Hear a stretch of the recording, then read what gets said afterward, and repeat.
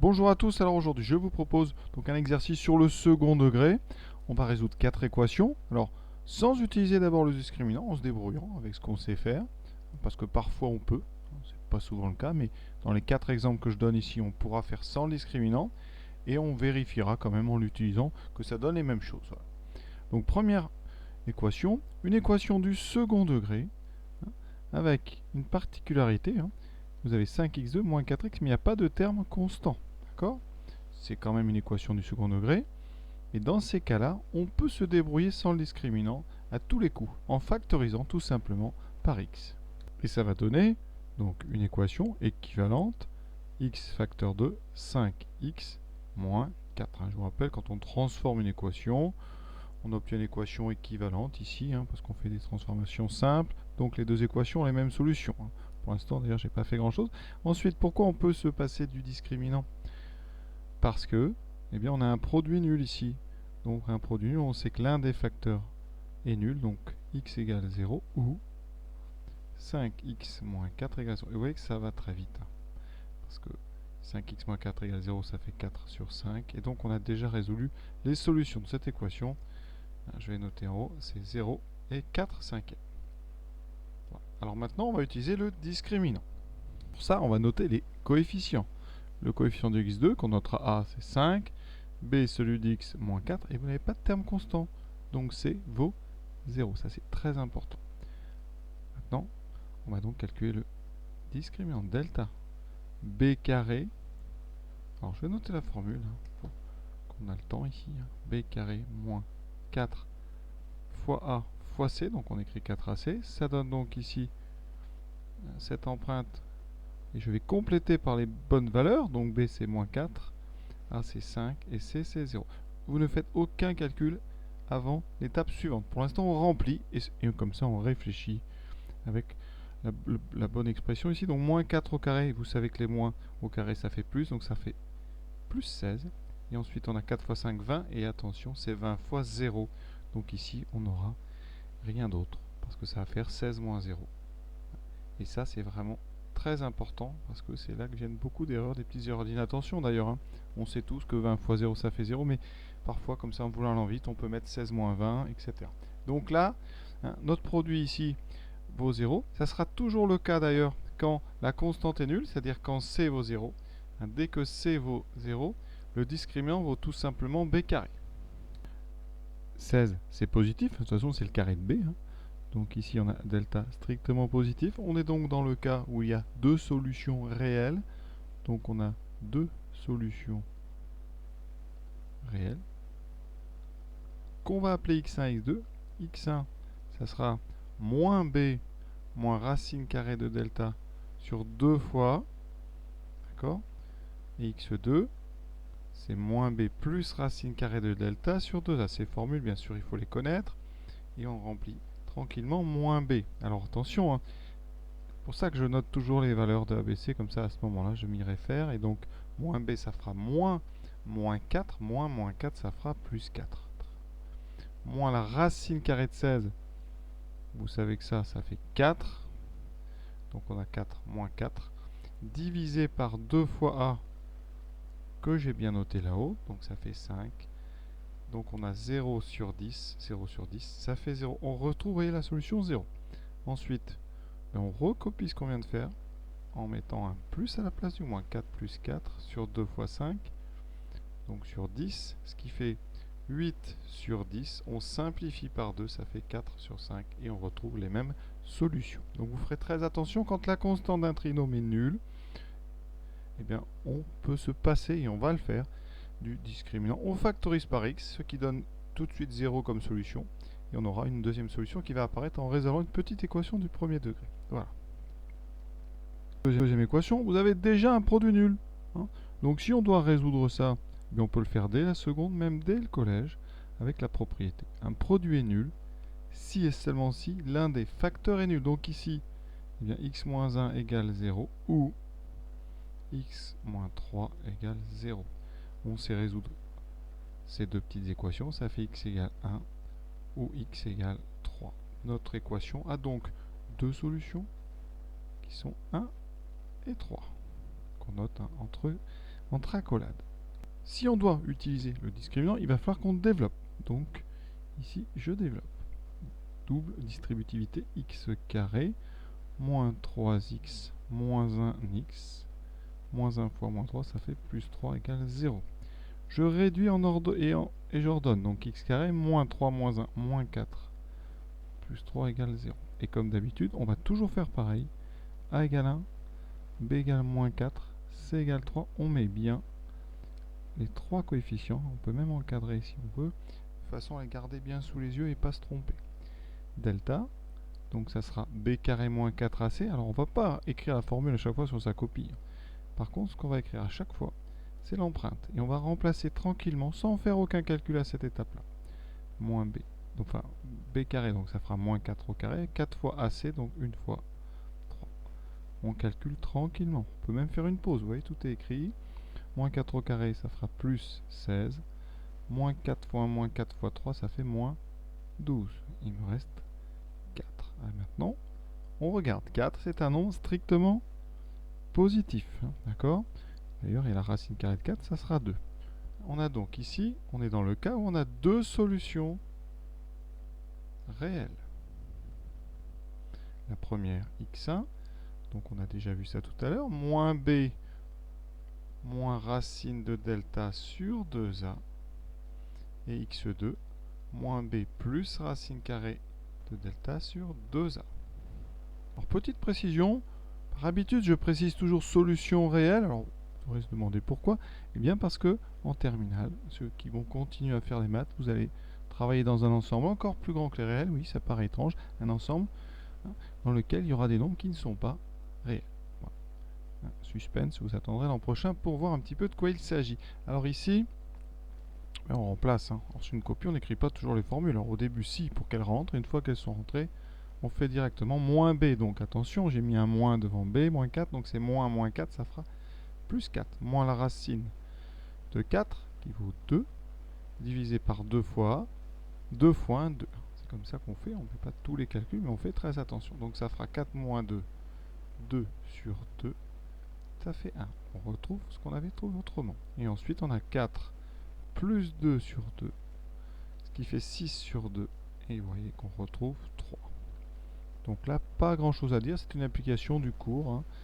Donc surtout, vraiment, faites attention, au moment du calcul du discriminant, on met une première ligne ici dans laquelle on remplace sans faire aucun calcul. Ça permet comme ça d'y revenir rapidement, de vérifier les calculs. Et ça, c'est important. Troisième, alors ça c'est des équations qu'on peut trouver au collège. Quand on fait le chapitre sur les identités remarquables, il va être question ici de a carré moins b carré, qui vaut a moins b fois a plus b. Ici, je vais donc appliquer cette identité remarquable. Ça va me donner donc x plus 2, donc ça c'est a, moins b, moins 2x plus 1, multiplié par x plus 2 plus 2x plus 1. Je vais vraiment doucement, je détaille tout. Mais sinon, on pourrait aller un peu plus vite, parce que les crochets, je vais mettre des grandes parenthèses. Et ici, les premières parenthèses autour d'x plus 2 ne servent à rien. Les parenthèses, par contre, autour de 2x plus 1 servent, parce que ce moins va être distribué à 2x et à plus 1. Ça va me donner moins, alors c'est comme si c'était moins 1 fois 2x, donc ça fera moins 2x, moins 1 fois plus 1, moins 1. Multiplié par, je ne mets pas le symbole multiplié, il est inutile ici. Les parenthèses, je l'ai dit, elles ne servent pas, plus. Et comme c'est un plus, c'est plus 1, on va distribuer. Oui, ça veut dire que les parenthèses aussi ne servent à rien. On va réduire dans les parenthèses, ça fait x moins 2x, donc ça fait 1x moins 2x, 1 moins 2, moins 1x. Plus 2 moins 1, donc plus 1. Et ensuite, 1x plus 2x, ça fait 3x plus 3 égale 0. Comme tout à l'heure, on a devant nous une équation produit nulle. Donc l'un des facteurs est nul. Donc moins x plus 1 égale 0 ou 3x plus 3 égale 0. Et on résout ces deux équations du premier degré. Donc ça veut dire qu'ici x égale moins 1 divisé par moins 1. Donc ça fera 1 sur 1, donc 1. Ou donc x égale Donc moins 3 divisé par 3. Conclusion, donc x égale 1 ou x égale moins 1. Parce que 3 sur 3, ça fait moins 1. Ici, les solutions sont donc, alors on va les mettre dans l'ordre, mais c'est pas nécessaire. On n'est pas obligatoirement, enfin on n'est pas obligé de le faire. C'est moins 1, 1. Alors, si on veut utiliser le discriminant, on va être obligé de développer. D'accord? Donc, je développe en utilisant a plus b au carré. Donc, ici, a plus b au carré, ça fait donc a carré. Donc, ici, x carré, plus le double produit 2 fois 2x. D'accord? Je vais aller doucement. Plus le carré de 2, ce qui fait donc 2 au carré. Moins, et attention, on va développer dans des parenthèses. 2x au carré, plus 2 fois 2x fois 1. Et ensuite, plus 1 au carré. Donc, plus 1. D'accord? Ça égale 0. Pour l'instant, je transforme. Les solutions seront les mêmes. Ça donne x carré, bien sûr, plus 4x, plus 4, hein, ce qu'on met en général directement. Ici, on enlève les parenthèses, donc ce moins va être distribué aux 3 termes qui sont à l'intérieur, et donc les 3 plus que vous avez là, alors il y en a un qui n'était pas écrit, mais il est là, vont se transformer en moins. Donc j'aurai moins le carré de 2x. Attention, 2x au carré, ça fait 4x carré. Hein, quand on met un produit au carré, les deux facteurs sont au carré. D'accord? Ensuite, moins 2 fois 2x, ça fait moins 4x moins 1. Je vais ordonner et réduire. Donc, 1x2 moins 4x2, ça fait moins 3x2. Les 4 et le moins 4x disparaissent. Ensuite, 4 moins 1, qui me fait 3 égale 0. Comment est-ce qu'on résout ça? Là, on va utiliser le discriminant puisque c'est la question. Sinon, quand on n'a pas de terme en x, ça sera l'objet de la 4e équation du jour, on n'utilise pas le discriminant. Comment fait-on? Alors, il y a plein de méthodes. Une méthode, on va dire la plus rapide, ça serait d'isoler x carré à gauche. Donc, j'aurai x carré égale moins 3 divisé par moins 3. Et donc, j'obtiens x carré égale 1. Quand est-ce qu'un carré vaut 1? Bien, vous savez, ça veut dire que x égale 1 ou x égale moins 1. On retombe bien sûr sur les bonnes solutions. Deuxième méthode. On pourrait, si on voulait, factoriser par exemple, moins 3. Ce qui fera apparaître dans les parenthèses x carré. Et on factorise donc plus 3 par moins 3, ce qui ferait moins 1. Là, ça, c'est un petit peu moins évident. Et vous voyez, eh bien, moins 3 fois 0, quelque chose égale 0, ça veut dire que ce n'est pas le moins 3 qui vaut 0. C'est x carré moins 1. Et donc, je résous x carré moins 1 égale 0. Et ça, soit vous mettez x carré égale 1, donc 1 et moins 1, soit vous factorisez. Parce qu'x carré moins 1, c'est une identité remarquable. Et ça se factorise dans x plus moins 1 fois x plus 1 égale 0. Qui me redonne, avec l'histoire du produit nul, x égale 1 et x égale moins 1. Mais tout ça, hein, vraiment, c'est pour montrer qu'il y a toujours plein de façons d'aborder les problèmes. Quand on est, on va dire, bon techniquement, tout ça, eh bien, ça ne change rien. On fait un petit peu ce qui nous passe par la tête. Il y a encore d'autres façons, je suis sûr, de résoudre ce genre de choses. Alors la méthode la moins habile, mais qui marche quand même, hein, c'est d'utiliser le discriminant. Et ici, quels sont les coefficients de ce trinôme? A égale moins 3, ça c'est facile. Il n'y a pas de terme en x, donc b vaut 0. Et plus 3, c'est le terme constant. D'accord? Donc voilà les trois coefficients de notre trinôme. Comme d'habitude, je calcule tranquillement delta, donc b carré moins 4ac, et je remplis b, c'est 0. Moins 3 et 3. Attention, 0 carré, ça fera 0. Ici, on regarde, il y a moins fois moins, donc ça sera plus. 3 fois 4, 12, fois 3, 36. Donc on trouve 36. D'accord? Donc delta est strictement positif, encore une fois. D'accord? Et on peut même dire que 36, sa racine carrée, c'est 6. Ça tombe juste un carré parfait. Comme delta est strictement positif, on a encore deux solutions réelles. D'accord? x1, donc moins b, on va aller directement, donc moins 0, moins racine de delta, donc j'ai dit que c'était 6, divisé par 2a, attention, a c'est moins 3, donc 2 fois moins 3, ça fera moins 6. Et j'obtiens donc moins 6 sur moins 6, et en simplifiant, ça donne 1. Pour x2, j'obtiens moins 0 plus 6 sur moins 6, ce qui fait 6 sur moins 6, et donc moins 1. Le moins a cette capacité de remonter.